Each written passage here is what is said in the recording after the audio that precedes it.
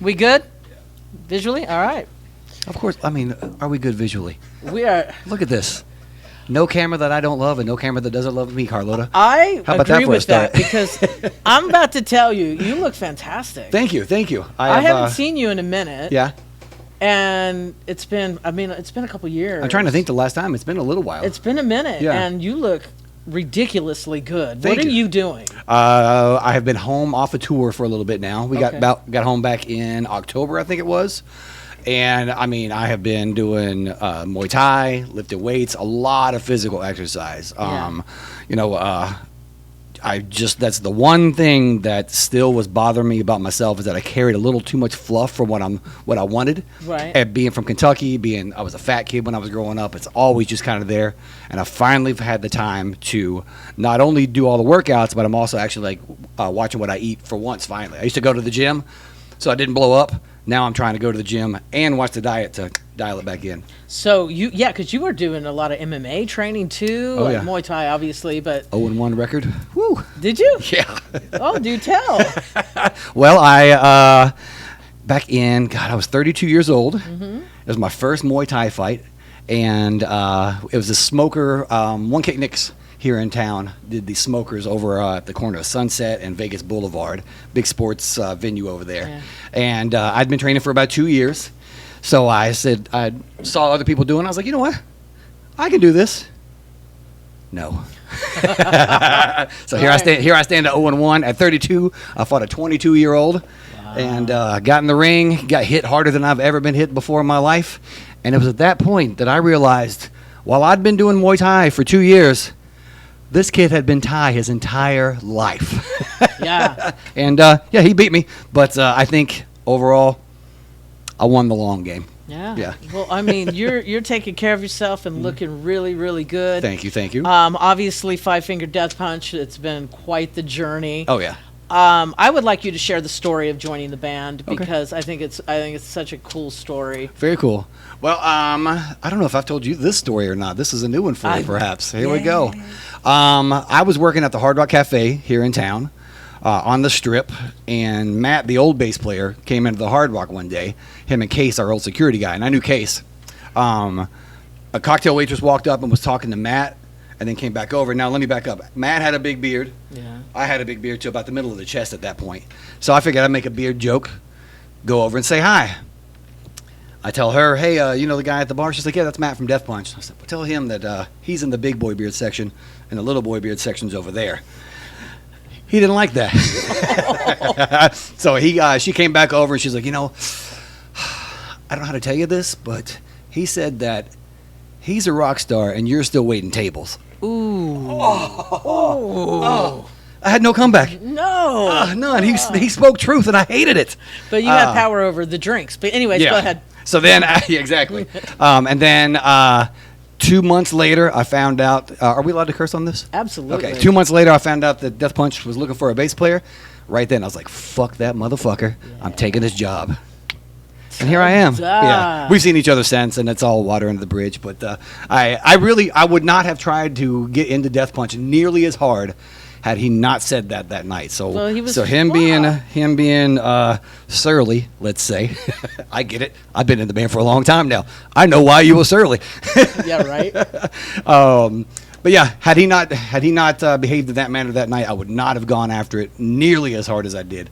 I wanted it just for the story alone, and yeah, here I am telling it to you guys. And here you are, going on the road with Metallica. Yes. I mean, Yeah. what Incredible. I have now played for in front of Kiss and Metallica, two of my favorite bands growing up in the day.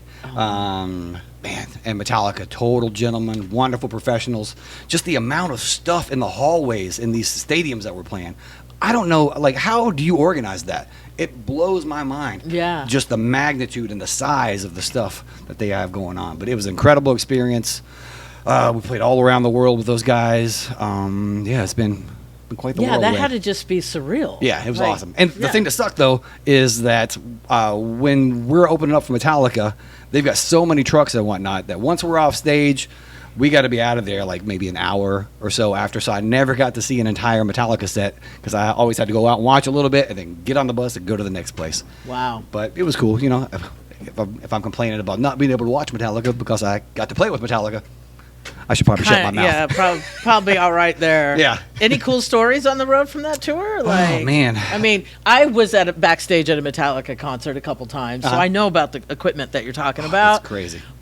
But one time we're standing there waiting to do something. I think I was going to interview James. Mm-hmm. And all of a sudden I think it was James' kid came up to me and goes, I just finished this karate thing. What do you think? And he she was showing me like this stuff. And I was like, oh, it's really cool. Fucking James' kids. Like, look at this. You know, the whole family was back there at that time. Yeah. It's different now, obviously, right? Well, there's still quite a bit of family back there, though. And even cooler now. So Metallica on this tour, anyway, I don't know if they do it all the time, but they would play on Friday, have a day off on Saturday, and then we would play with them on Sunday. On that day off in between, they would set up a show in town for like either bands they liked or James's kids got a band. Yeah. Robert Trujillo's son has a band. So they would have their sons play on Saturday and then just direct all the traffic that was in town to see Metallica to go to those shows. I thought that was an incredible way to kind of bring everybody together, make it a full Metallica weekend. And I learned a bit watching those guys out there. Consummate professionals, very approachable. There was one day I was in catering and James walked by. He was on his phone. He's like, hold on a second. Hey, Kael, how you doing? Everything good? You know, enjoying everything? Everybody treating you well? Okay, I'll be right back. And I looked at my friend. I was like, did he just get off the phone to say hi to me? Yeah, right. So even 14 years into being in Death Punch, still very much a fanboy when it comes to stuff like that. So this life is surreal. The love and for what you do isn't jaded yet. You're not like, yeah, dude, I got to go on the road again. I mean, there are times when that happens, but that's mainly dealing with just a couple of dicks, you know? Right. Like, here we go. I've had all this time to myself, but it's all the time on the road that allows me to have all the time to myself to work on all the stuff that I'm working on too. So comedy. Yeah. Do tell. I know you opened your big. All of a sudden, it was like Chris Kael's doing stand-up comedy. Like, yeah. Where did that come from? A friend of mine named Craig Gass, who I'm actually doing a podcast with him now called Beardo and Weirdo. Okay. We got about 5 episodes out now. I think we got 10 in the tank and just releasing them as time goes on. But he's a stand-up comic. He is also on the Howard Stern show, does a lot of voices. He grew up in a house. He was the only person in his house that could hear. Everyone else was deaf. So when he learned to speak, he learned it from watching TV, so he's able to kind of do voices and whatnot. But he knew that I was a huge fan of stand-up comedy, still am, and had this thing called Punchlines and Backlines at Vamped was the first time that I did it. And it's basically, you got 3 comics and a musician who's never done comedy, and they'll kind of feed you jokes if you want it, or you can do your own stuff. So Craig and Laura, I think was her name, gave me a couple of jokes here and there, and I was like, I don't know, man. Like, I got a lot of stories, I got a vibe. I think I kind of want to do this and just actually do it. So my very first time on stage doing stand-up, I think I did 20 minutes. Holy shit, that's a lot for stand-up. Looking at it now, I'm like, how in the hell? How full of myself was I? I could do 20 minutes, especially now. But it was a very forgiving audience. It was at Vamped, so it's a rock crowd. Yeah. I'm basically, I'm doing stand-up, but it's more just telling stories about the road. Sharing this unique experience that I've got. That's always kind of been my use of the platforms. Is I was behind the bar in Las Vegas, literally behind the bar in Las Vegas when I got the text from Zoltan telling me I had the gig with Death Punch. So I'm this man off the street, plunged into this incredible world of rock and roll, and I like to kind of open it up a little bit and let people in and kind of share that experience with them. And I've got a voice. I love speaking. You know, my ex-wife said my favorite song was me, me, me, me, me, me.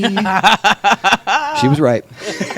I did stand up for a minute. Nice. In fact, I opened up for Roseanne Barr at the House of Blues. Oh, yeah. And it was a 25-minute set. Oh, my gosh. Yeah. At the House of Blues. Yeah. It was like heroin. Oh, yeah. Just so much fun. Yeah. So much fun, but it takes a lot to write the jokes. Oh, yeah. So are you how are you just mapping out your stories, or do you just go up and swing it? I originally, like way back before I started doing stand-up, I've always had this idea. When I was growing up, I wanted to be either a musician or a writer. I'm already a musician. Writing's next. So I was planning on writing a book about my experiences and all that stuff. So this is essentially me kind of doing like market research, telling stories on stage, seeing what connects with people, Sure. and then kind of adapting those stories.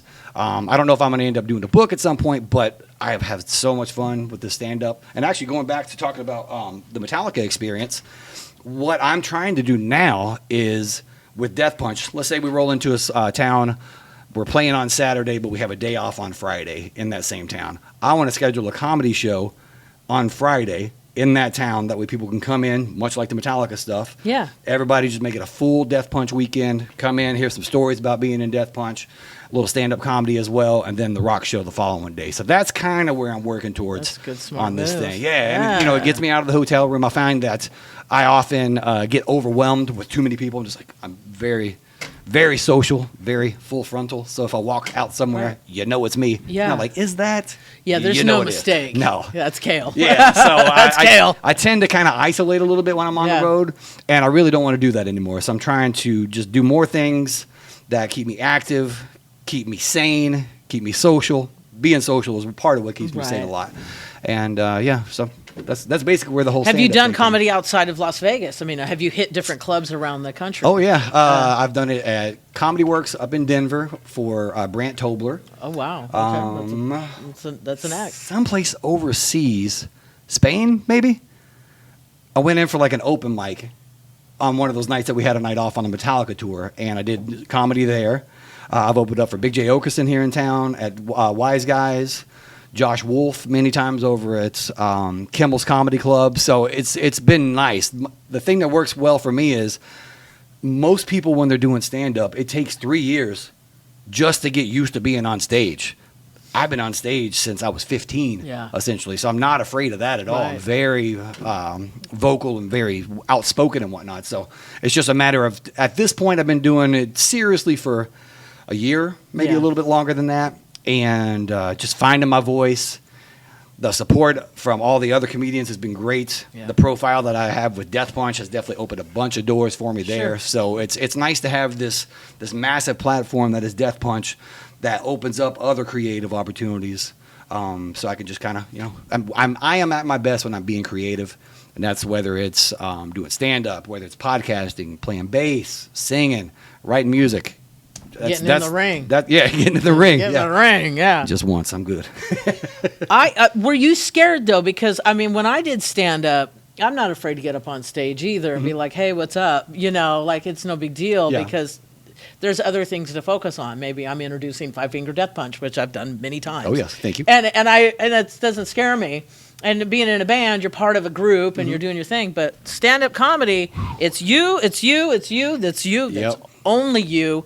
And people are either like, "Oh yeah, let's make me laugh," or they're like, "Make me laugh." What's this guy got? What you got? So it really started for me, the pursuit of performance stand-up comedy. I saw Dave Chappelle at MGM Grand, and he had the Roots opening up for him. It was in the round. I'm watching the Roots, and they're playing. I'm like, oh, this is what I do. Like, cool. Like, watching everybody vibe off each other, just having a good time. And then after they got off stage, Dave comes into the middle of that arena, 26,000 people strong, one man, one mic, holds the attention of everybody. Yeah. I can do what the Roots do. I can do it because I'm in Death Punch, and that's what I do. I was like, can I do that? And it is an entirely different beast. I don't have 4 other dudes that I can lean on. We don't have, as a stand-up comic, right now anyway, eventually, I don't have pyro. I don't have lasers, Yeah. booms, all that stuff. That will be coming, though. It's just Yeah, you. I'm doing it. It's just you. Just you and your ideas. And, man, the hardest part for me, I think, is just the memorization of the bits. Yeah. Because it's like, song-wise, I'm all over, I'm cool. But trying to remember the bits and having every word being in there that is necessary. No fat, none of that, trying to trim everything down and just really being effective. And memorizing the words, because if you forget a word, that's gonna fuck up the punch. I was at Kimmel's Comedy Club this past week working on some new stuff that I've written. And I lost my place at least 3 times while I was out there. Yeah. And I was like, going back to my notes, I'm new, guys. I'm sorry, I'm new. But you never let them know you're new. You just get up there and own it. And that was a lesson learned this past Monday. When I was doing stand-up comedy, I watched a video of Richard Pryor bombing. Oh, yeah.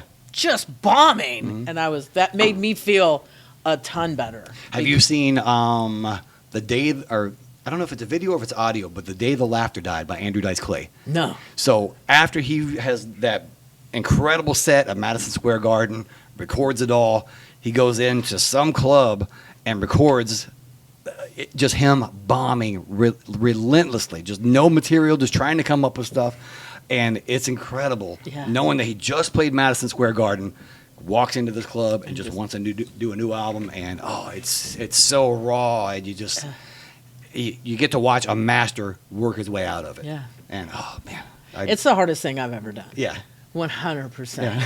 But if I would have known when I was 19 that I could do stand-up comedy, because I can. I can do that cadence. I know how to tell a joke. I've been telling jokes since I was You're wonderful on the mic. You've been behind the mic for years. Dude, I got the best joke about a dude going to hell. But anyways, I can tell a punchline and I can get there. And so if I would have known at 19 that was something I could do, then, because you got to go. To really be successful as a stand-up comic, you got to go live in a car, on the road, paying to do the shows, because the $35 or whatever they're paying you ain't covering shit. Exactly. And you've got to go suffer.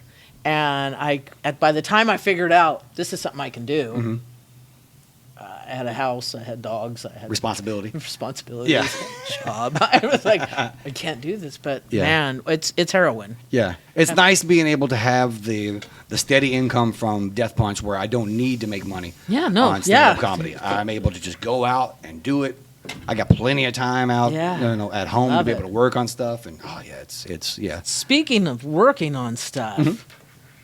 Hail Kael? Did I get that right? You did. Hail Kael. That is, I've been writing a bunch since the pandemic, honestly. That's when it really first started for me. I was going through a pretty rough time during the pandemic, just a lot of life changes and whatnot. So I turned to writing music as a therapeutic purge just to get all that out. And at some point, I had no intention for anybody to ever hear any of it. It was just writing it for me, which is probably why it's so damn good, in my opinion. I had no preconceived idea of getting it out and other people hearing it, so I just wrote what I wanted to, really poured my heart into the lyrics and whatnot. And, obviously, I'm in Five Finger Death Punch, so ideally, I want those songs to end up on Five Finger Death Punch stages. But at the end of the day, if we ever have some sort of break, maybe I might consider going out and doing some kind of solo thing. But, the 5 people together are much stronger than the one individual. Sure. No. Yeah, I've seen other people go out and try to do things, and I'm not. Death Punch is American history now, baby. It was Clint Lowry that told me, because I was talking about it. I was in a terrible mood back in 2020. I was like, you know what, man? I just need to do my thing. And he goes, hold on. Hold on. Everybody wants to be Bruce Wayne, but you don't stop being Batman to be Bruce Wayne. I was like, okay, you're right. So thank you, Clint Lowry. You saved my job. and what a job it is, because you guys have had some amazing music since 2020, obviously. Yeah. I mean. And traveling the world and going to all these different places. I'm so fortunate to be able to have a job where I show up and people are happy. Yeah. Just like, oh, he's there. Wow. It's crazy. Yeah, that is. You still doing bike tours and stuff? I mean, what are you doing with your motorcycle stuff? I actually ran over a crackhead in Los Angeles on a motorcycle. Yeah. Do tell. I was in California, Los Angeles, Sunset Boulevard. I was going to go see my friends in Flaw, which is a band from Louisville from way back in the day. And the sun had just gone down. I had my friend on the back of the bike. I take off, and all of a sudden, like in the headlights, approaching headlights over here, I see a disturbance happening, but I'm looking forward because I'm on the bike. All of a sudden, this little black lady jumps right in front of me, boom, hit her. She goes flying off to the side. I'm like, oh my God, I just hit a woman on my motorcycle. What the hell? Shelly, my friend, said that the only noise I made was. So I pull over. I go running back to the lady. I'm like, are you okay? And she's like, I'm like, oh my God, this girl's on some sort of stimulants for sure. Yeah, I've done my fair share of them back in the day, and I know what that looks like. So Shelly, my friend, she runs back. She's a trauma nurse, like in the ER, so she's asking her all the trauma questions. She's like, oh, the girl's messed up. But I did see the lady dancing in the streets 2 days later. So she's okay. Probably was a good thing to send her to the hospital to get some food and some medical attention and whatnot. But she had been dancing in the middle of the street, realized that she had to jump across, misjudged the distance because I was on a motorcycle. And I think my biggest regret about the whole thing is the one time I was legally able to catch a body, I wasn't going fast enough. You can see that on stage with his comedy sets too. Anything new with Five Finger coming up? We have a photo shoot tomorrow, actually, here in town. Okay. Yeah, so we're all getting together. Charlie's flying in. He might be here right now. I don't know. But, yeah, big 5-hour photo shoot, getting ready for the next line of things. We're here in town working on new stuff as well. Going back to the old days, like the very first record, I believe it was Zoltan just in his apartment in Los Angeles, writing and recording right there in his apartment. He said that he didn't get a bed. He didn't get none of that because he didn't want anything that to hold him down. He wanted to be able to go in there, record, be uncomfortable, and then get out and go do it. So he's got a bed now and a much bigger house. Yes, he does. But we're essentially doing it the way that it was done on that first record, just in the living room, set up and record and go. That's awesome. Yeah, I think there's about 6 or 7 songs at this point. Just kind of working on that and taking our time and really just kind of enjoying the break, with no rush. There's no deadlines, no impending tours. Well, I think we've got 6 shows this year. I know we're doing Arizona Bike Week, playing up in Anchorage, Alaska, Sturgis, a couple shows in Wisconsin. We just announced Rocklahoma as well. And then other than that, we're just going to be here writing and recording. Nice. Going out to do those shows to get the live vibe again, get excited, and then come back and bring that live energy back into the studio. So that's beautiful. Yeah, I love it. It's wow, fun. man, you're looking good and you're doing good. Thank you. I know that you had a tough go there for a while. Mm-hmm. I mean, we all kind of did, but there was a lot. The world did. Well, fuck yeah. Yeah. But it's good to see you come out and on the other side of this thing, it's just gorgeous. It's all perspective. Yeah. Yeah. Even the toughest times I've ever gone through, that's where I've had my biggest growth. From the pandemic. Writing and recording all the music. One of those songs ended up on the last Death Punch record too. Sweet. So it's just like, finding opportunities to really focus on the silver lining, because it doesn't matter what you're going through. There's a book by a guy called, his name is Viktor Frankl. Man's Search for Reason, I think is the name of the book. I highly, highly recommend it, because if you're going through some stuff, you haven't gone through nearly what Viktor Frankl went through. He was a Jew in the Holocaust camps, concentration camps in Germany. And the whole thing is just, you can't control what happens to you. The only control you have is your mind. They can take everything away from you except for your mind. And it's just beautiful, this guy finding silver linings and positive lessons out of the most horrendous stuff. So it really gives you a perspective on, I got to leave my couch and go play in front of people in Metallica. I don't want to do this. Shut up. Exactly. Oh man, I love it. Okay, I we do a thing called 30-second song. Okay. I'm gonna give you some words. I have them written down for you. They're Okay, right here, and I'm gonna do. We're gonna try to give you a little beat. Or make up a beat. Here's your song. Here's your words, though. Beard goggles, deuce, closet, pimp. Hold on, I can't even remember. Internet girlfriend, happy clown, alcoholic, penguin, Robert Plant. I already got a chorus.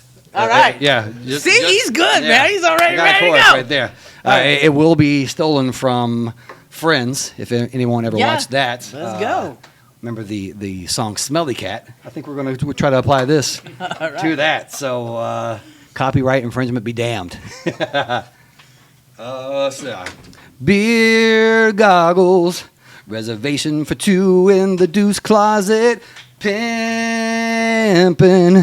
Internet girlfriends for all, she got a happy clam. Little touch of the alcoholism, walking around like penguins, listening to Robert Plant with her happy clam. Smash it, smash There we it. go. Yeah! All right. 30-second song. Woo! Hail Kael. What I clock in right there time-wise? Was that good? That was pretty good, man. That was pretty good. Thank you for coming by. Absolutely. Thank you for Love having me. it, yes. Always a pleasure seeing you. Comedy, what date? I have next Tuesday. When will this air? We could cut a piece, right? Okay. Next Tuesday, I'm going to be in Lake Havasu for Kool-Aid and the Gang. My buddy Kool-Aid, he's a comic. Alex, it's me, him, Stoner Rob,